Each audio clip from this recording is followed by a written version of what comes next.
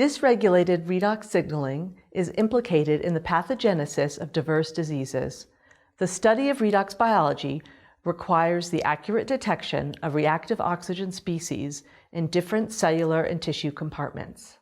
EPR spectroscopy is the only method that measures free radicals unambiguously. This protocol demonstrates a practical method for handling and storage of biologic samples for EPR spectroscopy.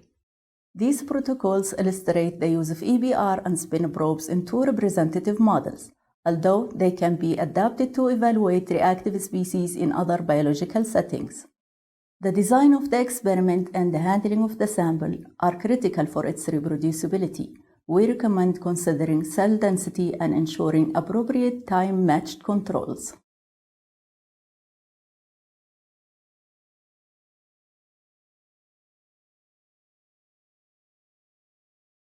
Begin by gently washing raw 264.7 cells with 1 milliliter of Krebs-Henselite buffer, or KHB, per well, and treat the cells with 500 microliters of KHB supplemented with 100 micromolar DTPA per well.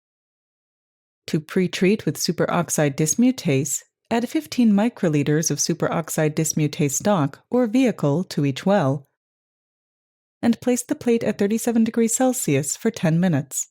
At the end of the superoxide dismutase pretreatment, add 12.5 microliters of 10 millimolar CMH and 40 microliters of 125 micromolar PMA working solution to the appropriate wells, and incubate at 37 degrees Celsius for 50 minutes. Immediately place the plate.